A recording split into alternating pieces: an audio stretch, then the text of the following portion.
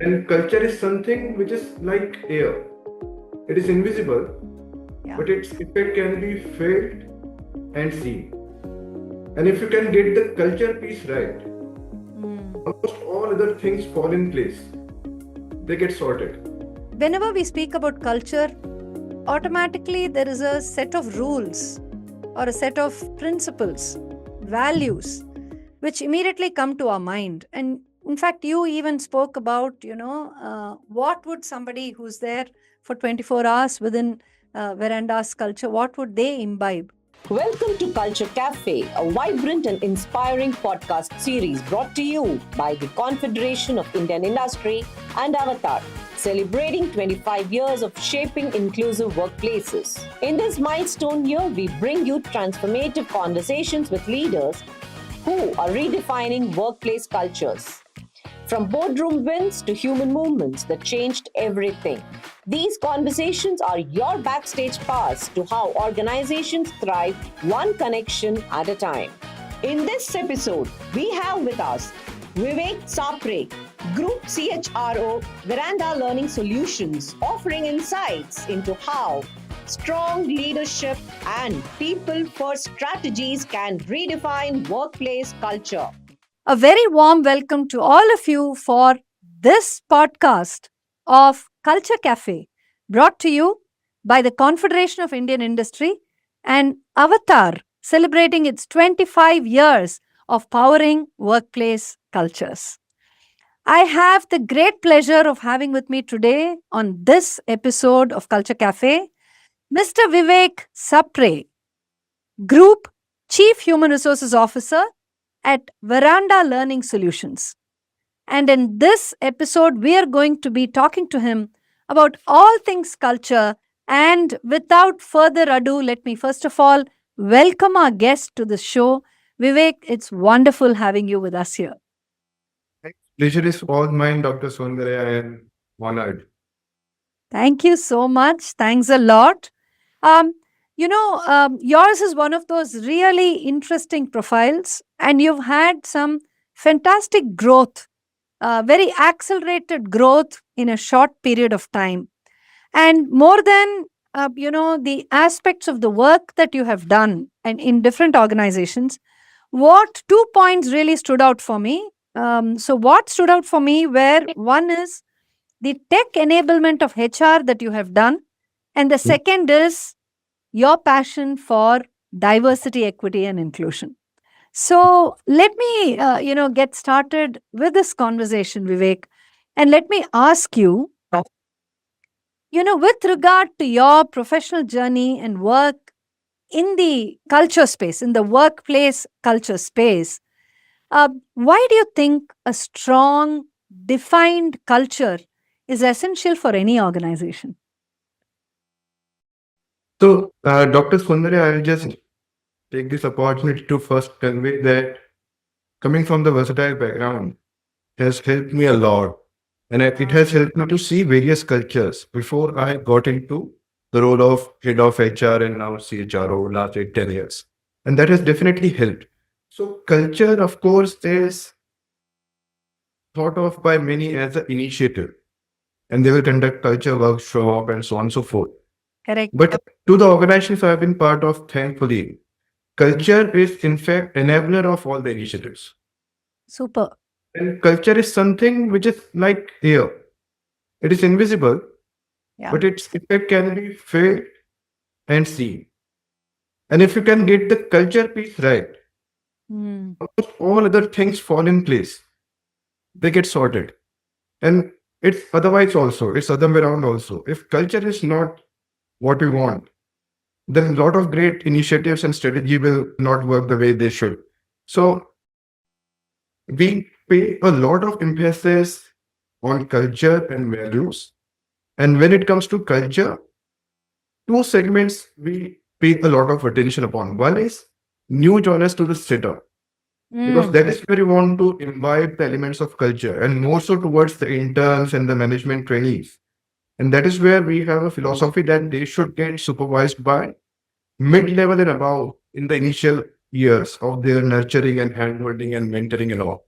And second is one of the segment which otherwise struggles a lot, women employees, right? So how we can ensure that they get better footing in the corporate setup with initiatives like Women to Women, with World of Women kind of forums for them to connect with each other, learn from each other, and also aspects like allowing even in a all day work from office setup.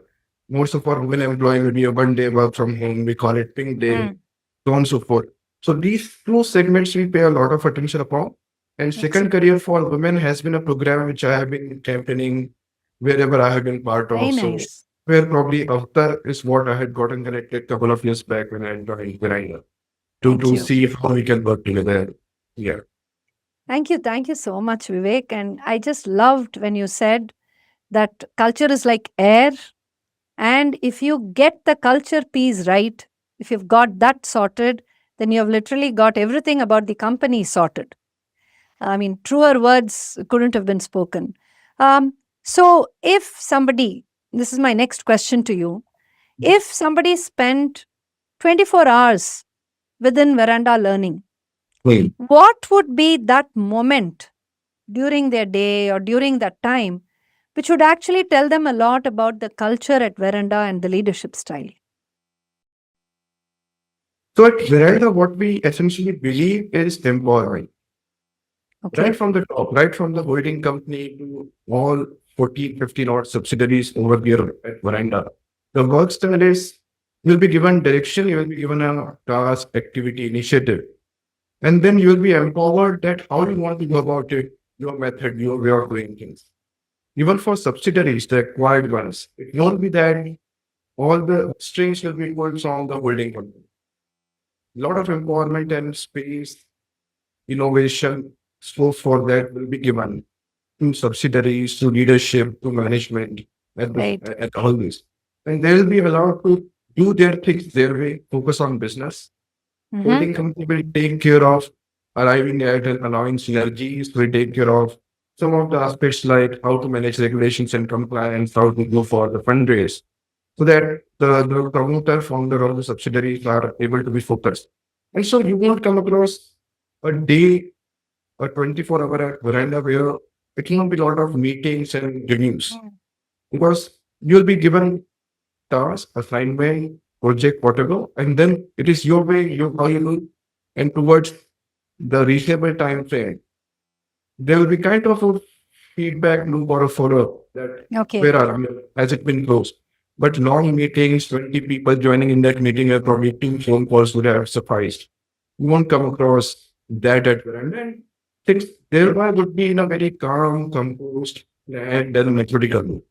So that's how you will probably differentiate, distinguish Veranda from many other corporates now. Got it. Got it.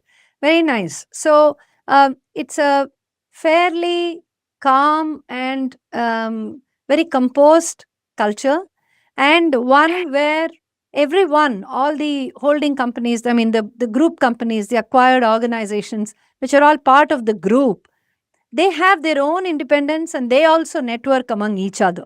That's really nice. Yeah. Absolutely. And yet we are result oriented and merit driven. So calm and Absolutely. composure doesn't mean that stress or mean that is part of the game. Yeah. Orientation for result, customer centricity, Absolutely. and driven by the aspects of sustainable profits are very much there. But in a Absolutely. calm, composed, methodical way, not in a post chaotic, Very ambiguous nice. atmosphere. Got it. Got it. That's a great way to describe a culture too, because while energy is very important in any culture, that energy of doing, of creating, of making things happen. I think when, you're not doing it in a chaotic way, when it's being done in a systematic manner, when it's being approached in a very clearly thought through way, I think that really defines a good culture, a very strong culture. Yeah. So, great. Vivek, there could be some decisions with regard to culture which when a leader takes with all good intentions, assuming that, this is going to really benefit the people, sometimes it doesn't turn out that way. So, have there been in your career any such cultural decision or any such thing which impacted the culture, which finally you felt maybe it needn't have happened that way? Sure. So here I would like to give an example of something which I learned from someone else and avoided at the workplaces I have been part of. So many times, I mean, more so in sales-driven organizations, sales force-driven organizations, you Hmm. have incentive structures to drive Yes. performance, merit, all that. Yeah. Right? And some of the organizations, they have the philosophy that whatever is your say fixed compensation. Your monthly incentive, quarterly incentive cannot be more than that. It could be with good intent that you may not end up earning more than your supervisor and so on and so forth.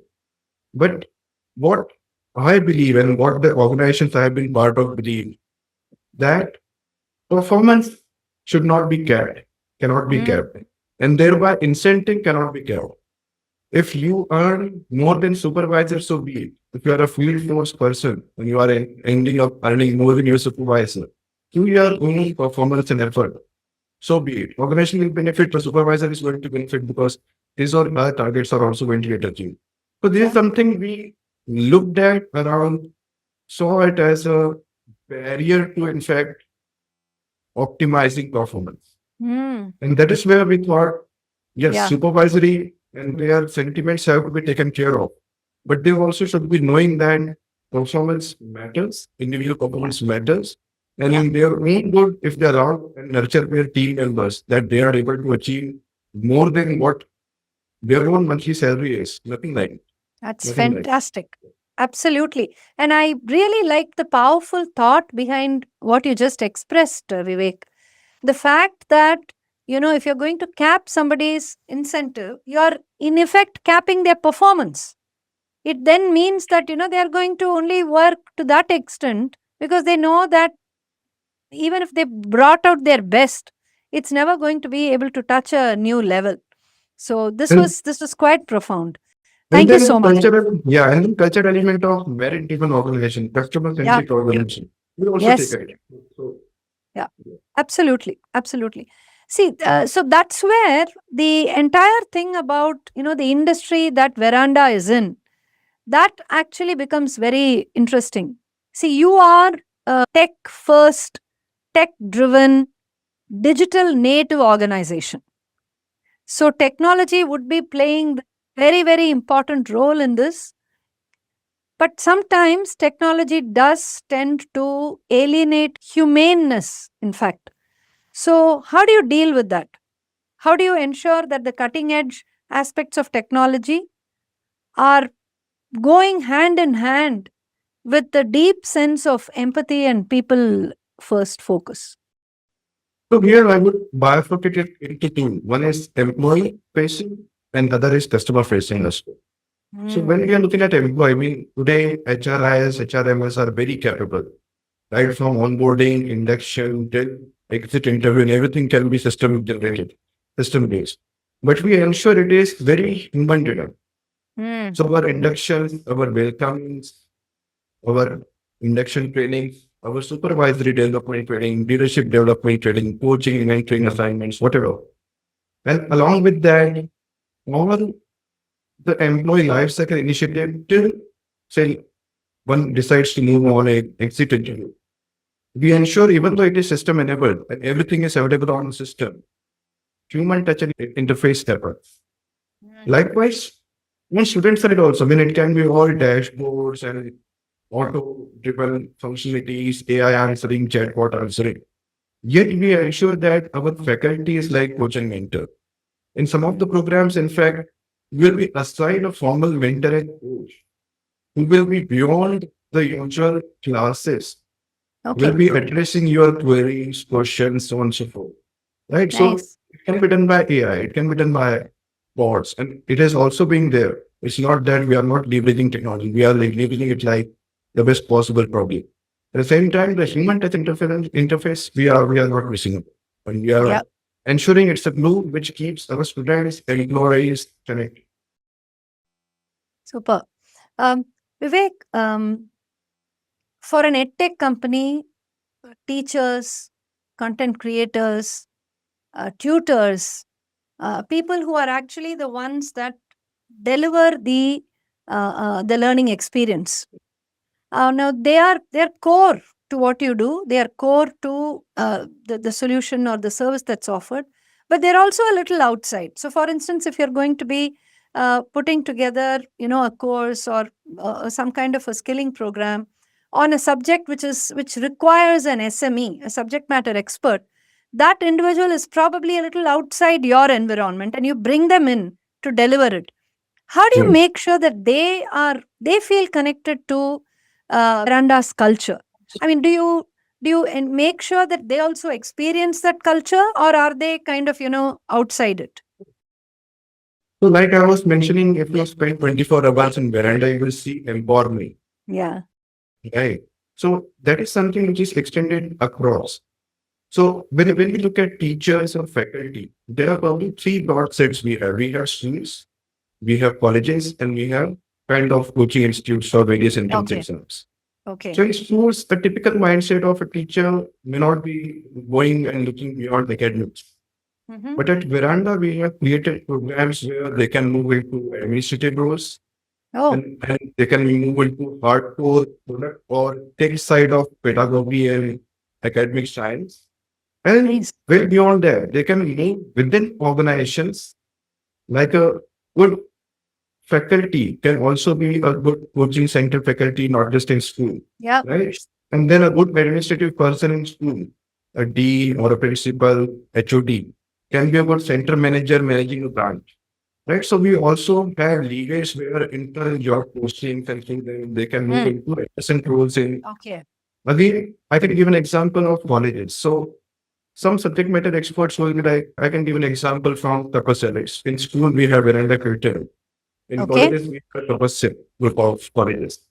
Mm-hmm. And entrepreneurship is something which is being imbibed to students nowadays. And the faculty which are there are usually very expert in that. Mm. And how to try to encourage student participation is by one of the professor did this. He went to students giving them 100 rupees and saying 1 week down the line, come back with how you can create a business, how you could create a business and the story around it, and was it profitable, was it effective, was it Okay. impact, right? And she gave them leeway. Some started their snack centers, some started their co-branded thing, something with NGO kind of Mm-hmm. co-opting NGOs, and so on and so forth. Some did tutoring and coaching kind of thing Okay. to see how that 100 rupee can be multiplied. But more than that, the emphasis was on creativity, on Okay. impact, on rapport building, on negotiation, and so on and so forth. Right? So very unique ways of teaching and pedagogy, and that is empowered because we allow with experimentation. So, Nice. and that is Nice. how it extends to faculties as well. I mean, Yeah. not just coaching they do for the entrance exam, even beyond Got it. that, when they are reached out, they become like real life coaches and mentors to those students. And that's why referral is the key channel of our new student Mm. registration. Okay. Majority of those students across our business lines would be coming through referrals. Kind of Got it. ecosystem they get. It's something where you are beyond just commercially connected, you create a relationship with them. And that's what drives it. Nice. Super. Um, Whenever we speak about culture, automatically there is a set of rules or a set of principles, Mhm. values, which immediately come to our mind. And in fact, you even spoke about, what would somebody who's there for 24 hours within Veranda's culture, what would they imbibe? Um, has there been some aspect or some law or rule which was there within the organization that kind of, was broken? Either, I mean, not necessarily only within this company, but any of your other past organizations, which, was a ritual that was not followed. And what was the consequence of that? Any thoughts or sharing? So in here, I would give an example. We probably were able, we were smart or we were able to learn from our adjacent complete space or industry and avoid some of Mhm. the pitfall. I'll probably give that example. COVID from recent past was a time when it was a big crisis, global crisis, impacted anything and everything around us, including the businesses we were in. right? And we were all working from home, and one fine day, organizations were allowed to open 25% attendance, 50% attendance. And in those days, I was in a business which was very customer facing. You Yeah. need to be at customer doorstep to actually win business, get business. Mm. Right. So many of the organizations, of course, beyond the pay cuts and all, which we did not, beyond the hold of promotion and increments, which we did not, it was not a deep corporate organization.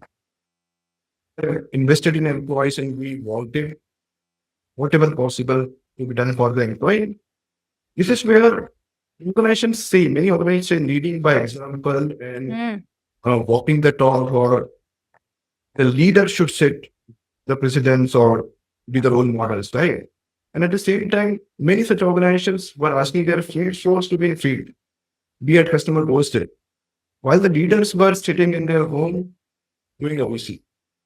So when our time to open came, Mm-hmm. right from CEO to all the CXOs, HR head and all, we all ensured we go to office first. And we conducted a town hall, a VC, event sort of, from office boardroom to connect with employees across.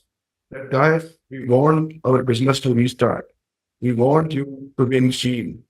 Mm. But before that happens, we are already in office. Okay. So that is leading by example, what I would say, which many Yeah. missed, which many missed. It's not Mm. just, okay, Got it. go, do it. Great job. It is also leading by example. When we are asking you to be in field, before that, we ourselves are in You our have to field. be. Yep. Right? So that is what probably differentiating. And that is where probably I think many who have some culture cornerstone of leading by example did miss the bus. Got it.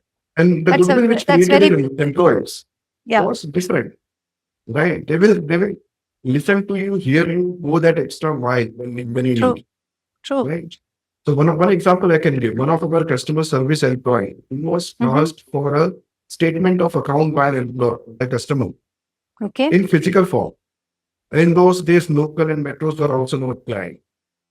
And looking at probably taking a cue from leadership, I don't know. That employee went almost 35 kilometers on cycle, Wow. gave that statement of account to that customer. And of course, he got to know of it. We did immediate felicitation of that employee on Yeah. customer centricity value. And that Super. value champion award was given. But the aspect is very lead by example, where teams start from. And that's what we did not miss. We ensured we didn't miss it. Yeah. Very, very nicely articulated, Vivek. I really loved the fact that, when the leaders set that bar high, people are inspired to follow. And what you've just described about the person cycling 35 kilometers to actually make the customer's day, create that customer delight, truly powerful. That actually brings me to kind of the last question in this podcast. Um, Culture is about people within the organization. Culture is about your employees. It's it's sort of the warm cocoon within which the every employee really thrives. But what if you could extend it outside your organization? Have there been instances where the cultural mooring of the company has actually enabled people to maybe go outside the organization and help or support people? Wherever I have been managing the HR piece per se, thankfully, I have been working with commuters, founders who are very impactful. Mm-hmm. They're not here only for profit and sustainable profit, they are also to drive social aspect. Previously, it was financial inclusion in one of my previous setup. I mean, this one, it is affordable and accessible education. So when right from founder promoter, it flows, Okay. probably driven by what they saw or what they had to go through in their childhood and teenage and education years. Mm-hmm. It drives the organization to create impacts. So, for example, one of our founders of one of our company, Veranda Learning, that organization conducts blood donation camp. And since affordability of education is such core to us, Our impetus on technology, our impetus on digital, our impetus on whatever we do is towards bringing that cost down and making Mm. it better quality in whatever shape and form that education is, school, Okay. college, entrance exam, whatever. Right? And by virtue of that, there are ways and avenues, lot of our setups and a lot of our employees, and even in past organizations, they go beyond their corporate responsibility and duty. Because there'll be tutoring, coaching, mentoring, they will go to old age homes, they will go to blood donation and clot donation drives, we conduct tree plantations, right? So giving back becomes a philosophy when it is actually given from top and it becomes part of your culture. Again, walking the talk from the leader makes it something which gets extended. And that is how society benefits, society sees us in different light. And that ultimately helps with getting better talent and with this better employee engagement, better retention. So Very true. that good cycle does it. Yeah. And Yeah. that's where we have been benefiting a lot.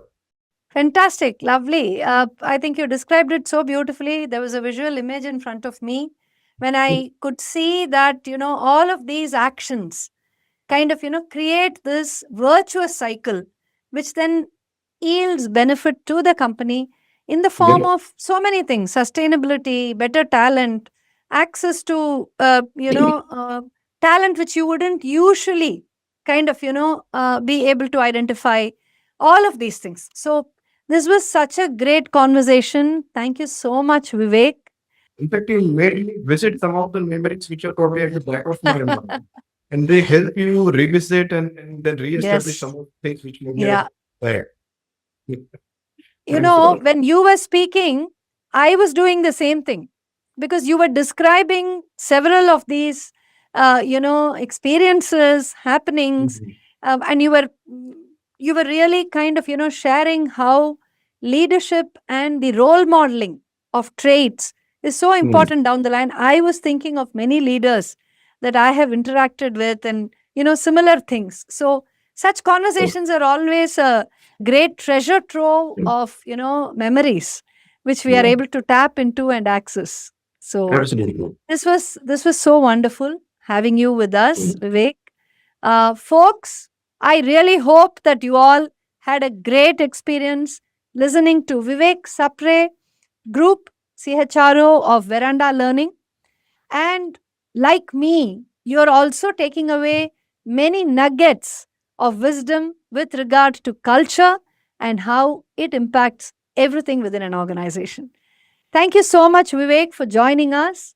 And folks, until next time, here's me signing off on Culture Cafe. Thank you, Dr. Sundar and team. It was pleasure and privilege. Thanks a lot. Thank you so very much. Thank you, Vivek.